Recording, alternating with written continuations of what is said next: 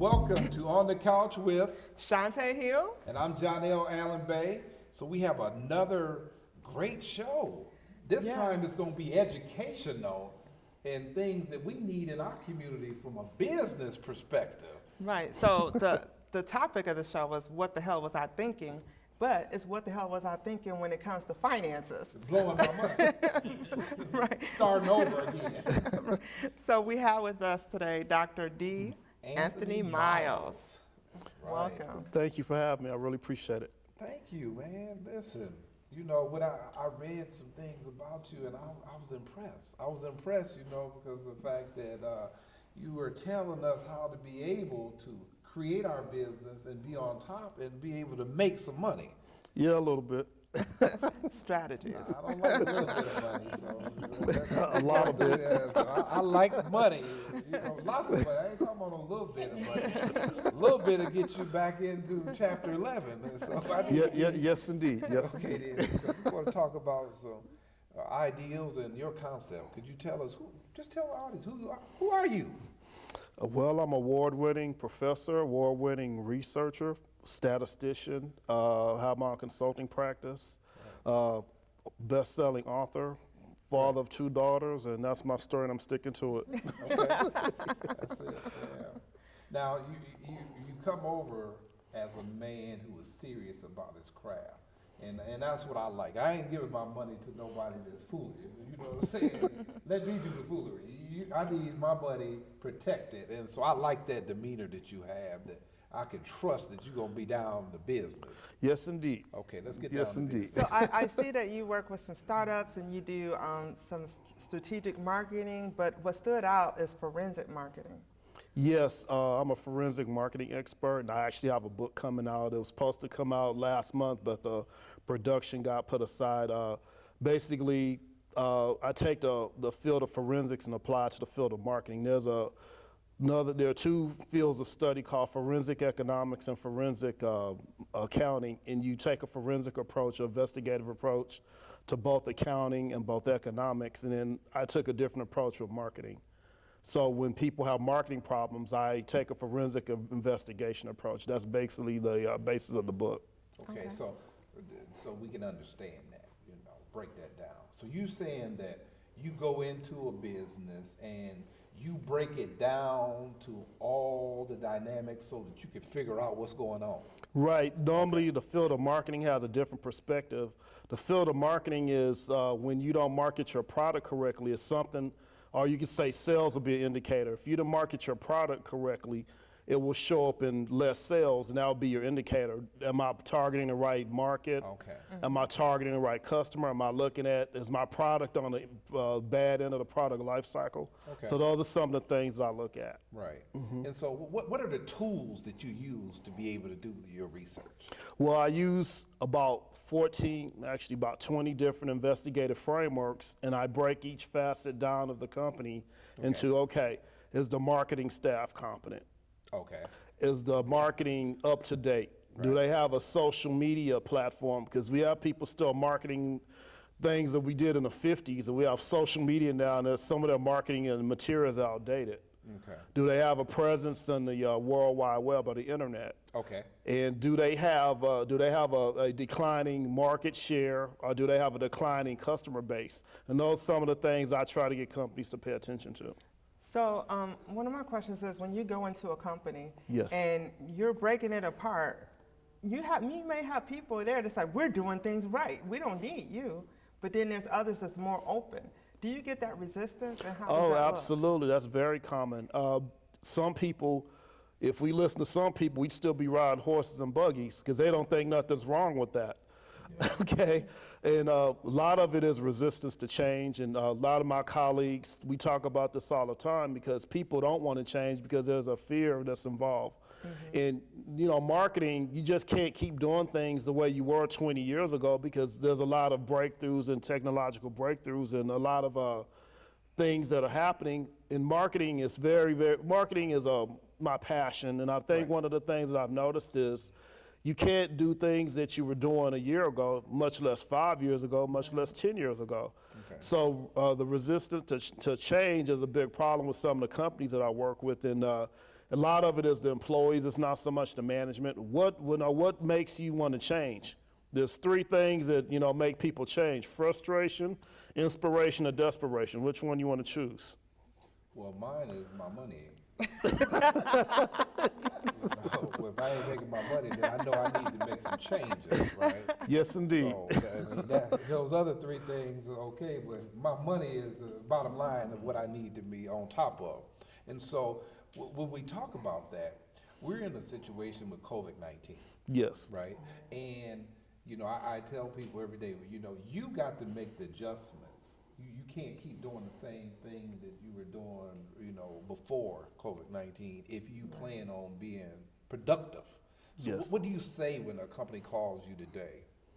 Well, we have to understand that the pandemic has exposed a lot of people's weaknesses, especially if they don't have an online presence. No? We talking about the education sector, not only the business sector, but other sectors. And we have a panic where people don't know if they're going to have a job or not. Absolutely. And I think one of the things that Bill Gates stated a while back was there are two types of businesses: people that are online and people that are offline. So you got to be online, and a lot of businesses got exposed. They didn't know that they should have an app where people want to buy food or patronize their services. So we had businesses, as you were saying, still doing business like they were doing 20 years ago. They had no online presence. So when I meet a firm that's going through something like that, I may bring in a couple of experts that have that field of specialization that's beyond my circle of competence. But what I try to do is bring in people that will help me help them. Okay. And again, it's about, okay, are you willing to change? Are you still going to watch your sales going to decline? Okay. And money is a great motivator. When you see less of it, it makes you act a little different. Absolutely. And it's interesting, one of our lines of business, a counseling practice that we own, we went to telemedicine about a year ago. Yes, indeed. And prior to it. And we marketed it, but we didn't get a lot of takers for telemedicine. And once the pandemic happened, in the midst of it, it started to pick up. And we were just grateful that we had it in place and marketing tools to promote it. Right. Yes. So that we were Not everyone was lucky. Yeah, absolutely, yeah. So. One of the things that I've done in my research, especially when I did my doctoral work, is there's always a game changer in all the eras of time and decades. Okay. And that's why entrepreneurship, what I appreciate about what you're doing is wonderful, because entrepreneurship, I'm sorry, I'm not speaking correctly. When you have a game changer, it resets, everything returns to zero. Okay. So what that means is companies that were dominant prior to the event are no longer dominant, and new companies can come in, so everything returns to zero. So that's the game you want to get in when you want to be a new entrepreneur, is you want to wait for the game changer, and you go in and start your business, and now you're starting from a position of strength as opposed to a position of weakness, or waiting till everybody's jumped into the marketplace. Well, we're going to take a break for a minute, Dr. Miles, and we're going to come back because we're going to dig more into what businesses that you see are on the horizon that will be productive in this COVID-19 era that we're living in, okay? Oh, So thank you. Yes, indeed.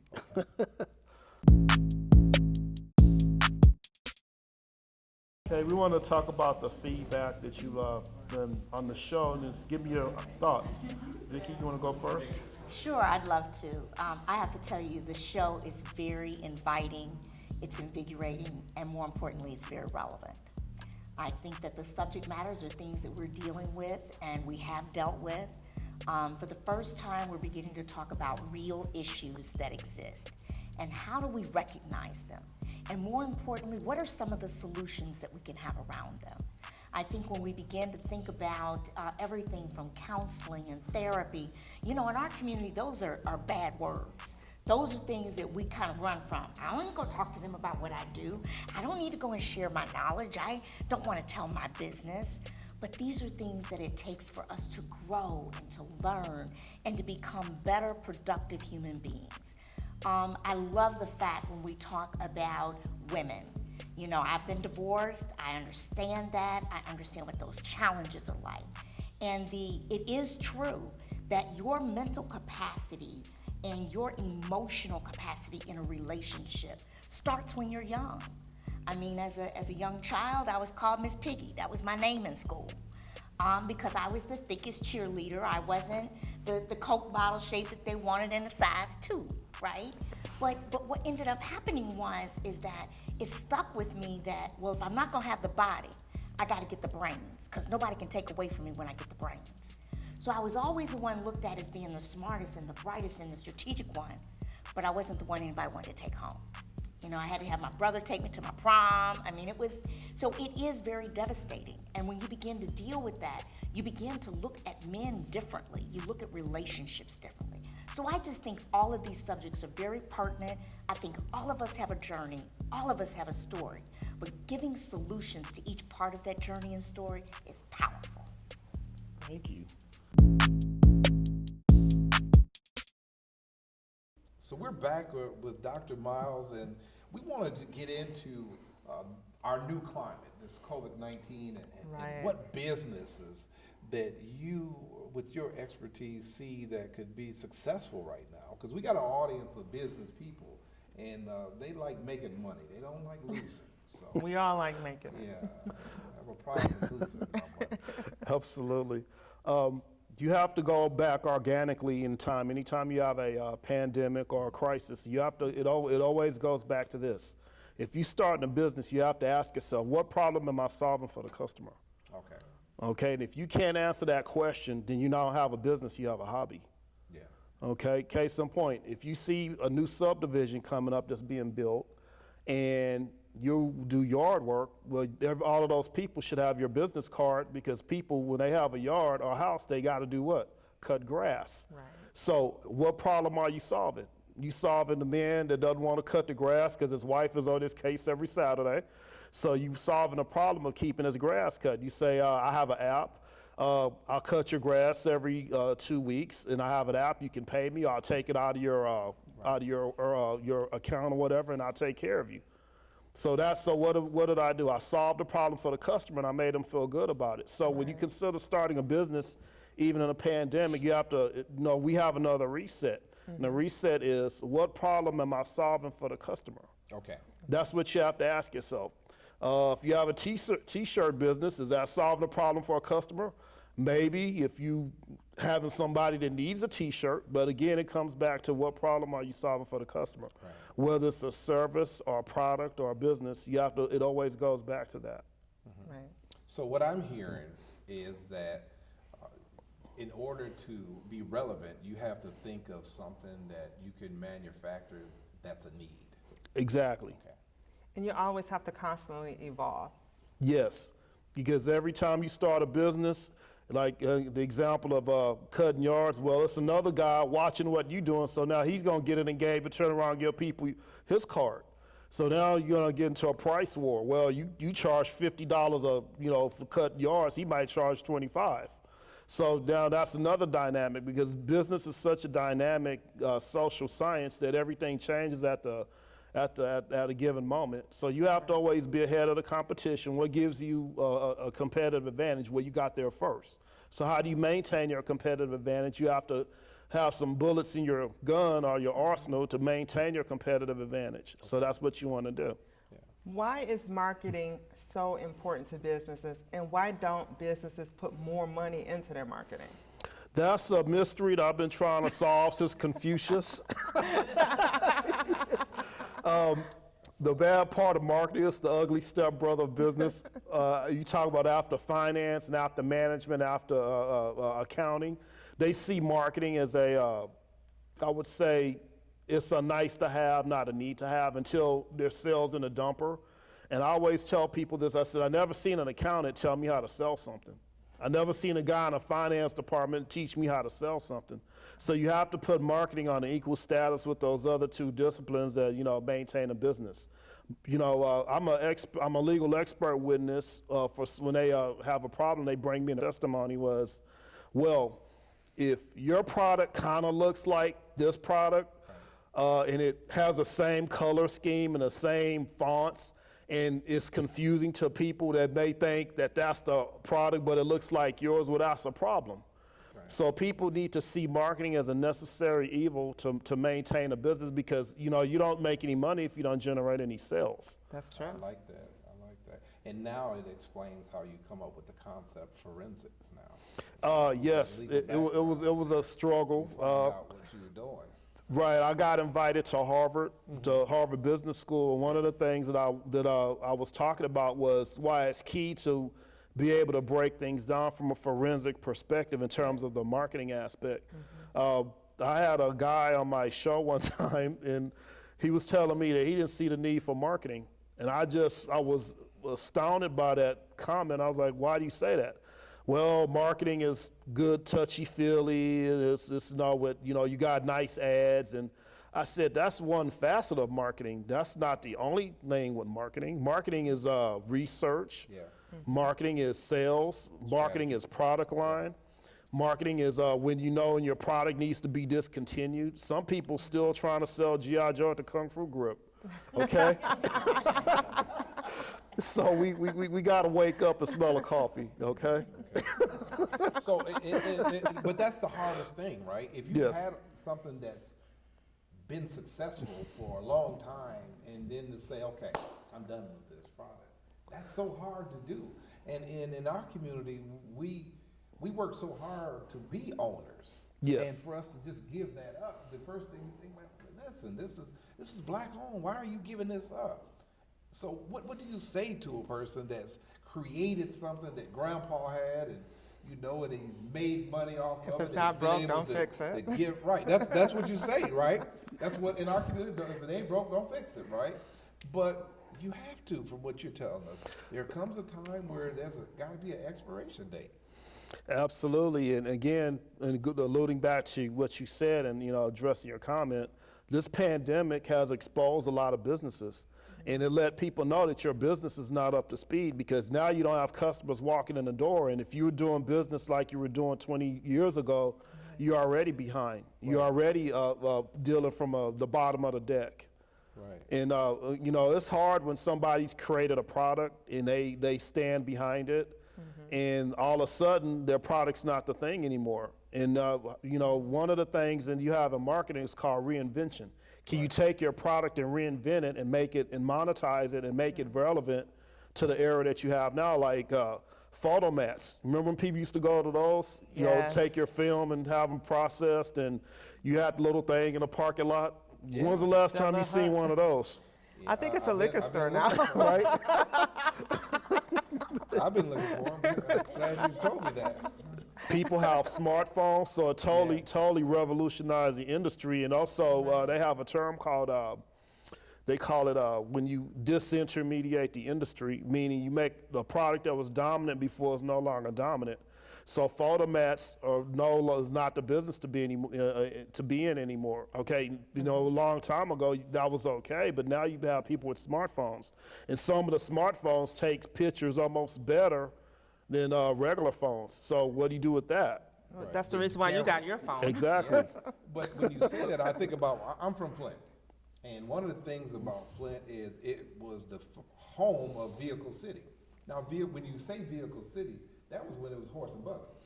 Right. So it started off with horse and buggies, and then these guys came up, General Motors, with Leland and Lewis Chevrolet. They also came up with a concept that we're not going to be riding like that no more. We're going to do cars. And the people with the horse and buggy said, no, it took them a long time to stop manufacturing something when the climate had changed. And so now we're in a time now that it's even harder to stop. We can't even fathom us not having a car. And right. So, and I say that because Flint has to bring someone in with a marketing strategy to say, hey, let's eradicate this here and let's go with this here. And Absolutely. I think that's important that you brought that up to. Absolutely. So we're going to take a break, and when we come back, we want to learn more about the man behind this marketing thing. Michael, goodness, I know you got a lot to say. That's a lot to follow, and I mean, I concur 100%. And I think one of the things that resonated with me that I didn't expect to is when a sex therapist was just talking about integrating through the childhood, and when he talks about how you link certain things that happen to, and you don't dive into the sex as a distraction. And I started thinking about how all these conversations that you pulled together today have woven together, and how as a society, the African American community seems to deal with a lot of our pain, escaping with alcohol and getting high on weed and having sex, and we say we're fun people, we're party people, and we start to create a culture that masks all of this pain that we've had for all of these years and say we can be distracted from it. We don't care that we're discriminated against or these different things because we're hiding in the good time people, right? And I think it's time as a group that we start to face these things head on and address it, that these things are not normal and this is how we should be progressing forward, and start looking inward and working on ourselves. Start looking at what we're eating, start looking at our meditation and how we pray and how we work together as a community, and start saying, how do we find that economic empowerment but we can't have those things that we're asking for until we heal. So once we heal, we can start to monetize. And I think we have to heal as a community and understand what's broken so we can move forward. Awesome, thank you. Interesting perspective. So we're back with Dr. Miles, and we want to get in and dig some stuff up. And the first thing that we need to dig up is those 5 businesses, and then. So Johnell really wants to know the 5 businesses that you think. I'll invoice them later. He'll invoice them later. Okay. Well, I appreciate that. So tell us 5 that you know gonna fail. Oh, goodness. That's a different story. Well, if I could give you 5, I'll probably give you 3. Okay, that's great. You want a business that's bulletproof, a business that you can make money everywhere. You're almost like the devil. You're everywhere. You're not just in one place. So location should not be a concern. If I have an online business, I can make money here. I can make money in Texas. I can make money in New York. So you want to have a business that's omnipresent. Okay. Okay. I like that. You want to stay away from commodity type business. I got that from Warren Buffett. A commodity type business means that you have to compete on price. Right. Like, let me give an example. When you go to the store and buy corn, do you buy corn, or do you buy Del Monte corn, or do you buy Green Giant corn, or you just go buy corn? Buy a specific type of corn. Right. Because now corn is a commodity. So you have no brand recognition unless it goes on file for $1 in Walmart or something like that. So you want to stay away from a commodity type business. You want a business that you can build a competitive advantage. Okay. The commodity business is a business that has to compete on price to make money. Okay. Stay away. Yes. Okay. And I'll give you the third, final one. Last one, you want to make sure that you have a business that has a strong customer base. Meaning, what problem are you solving? I'm going back to that. Okay. Are you solving a problem? Are you just enabling a problem? Are you a complementary business? If you see a need, you want to position your business to meet that need. Okay. That's the basic organics of marketing and startups. What problem am I solving? So those are the 3 things you want to look at. Okay. I like So that. the work you do is very interesting, but as a therapist, I'm always interested in the person. Okay. How did you become to be who you are? Was this an accident? Was it planned? Well, I have an interesting story. Okay. When I was in high school, a counselor told me that I wasn't college material, so I never wanted to go to college. And my dad made me go to college. My dad took me to the school and made me register and go to college. And there was a little pressure on me because my dad was famous and my grandfather was famous. My grandfather played in the Negro Baseball League, and he was a mechanic with the Tuskegee Airmen. So he got invited to Obama's inaugural election or presidency, and he was on Good Morning America. And I never knew this about my grandfather. He drove us to church, and he never talked about it. Right. My dad was a great basketball player. I'm actually the shortest one. My little brother is 6'10". Wow. I'm the shortest. And sports runs in my family. Robert Reed of Houston Rockets broke my dad's scoring record when at St. Mary's University. So I never thought I couldn't play sports real good. I wasn't like my dad. I sure wasn't smart because a counselor told me I wasn't college material, so I never wanted to go to college, and my dad made me go to college. And The person that you see here is a result of my parents. Okay. And my uncle was a statistician who graduated from UCLA, who showed me the beauty of statistics. That's why I like statistics like you. Yeah, I You love said The numbers person. it just resonated with me. And then I never wanted to go to college. I hated college, thought it was dumb. And then to teach me a lesson, I played in a rock and roll band. I used to have long hair. Okay, we thought we were going to get a record deal. We talking to MTV, the 80s. We thought we were going to get a record deal, and I was rebellious. I had a rebellious stage in my life. And why your story resonated with me is my dad made me spend a night in jail to teach me a lesson. I got smart with a police officer. He said, okay, since you a big, tough guy, I'm going to let you figure out how you're going to get out. And I had my scared straight experience. And I thank my dad a lot. I think, I was mad at the time, but I didn't see the wisdom that he imparted in me. And this is the person that I've become. And I just thank my parents. My mother was smart. My dad was smart, but it came up short with me. So I had to work a little hard. When did you play in the band? By I was a lead guitarist. do you still play? Yeah, I ended up recording 8 albums of original avant-garde music. I never released it. My friends keep getting on my case to release it, but I never released the albums. It was just for fun for me. Well, when we lost the record deal, I lost interest. So not putting on the long wig No. in your basement.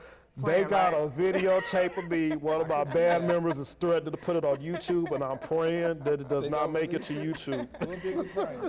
So how can our audience members connect with you? Do you have a website? Because this has been Sure. awesome. My company, Miles Development Industries Corporation, I have a consulting practice, and they can go to my website. It's called, they still say www, just get to the website. Yeah. It's www.mdicorpventures.com. Yeah. Okay, I do a lot of media interviews. I've been interviewed in Forbes. We just did, you'll really find this interesting. He on the couch. We just did some predictive analytics on who's going to win the presidential election, and you'll probably see me on CNN or MSNBC, and we pretty confident who will be the next president based on statistics. We will be watching out for that, and you can tell us when we get off the air here, okay? Absolutely. It's been a pleasure. Thank you so much for having me. Dr. Thank Miles. you. I Thank really you. appreciate it. Thank you. Yes. coming to On the Couch with Shuntai and Johnell, Alan Yeah. Bay. It's been one of those ordinary things that we think about turned into extraordinary.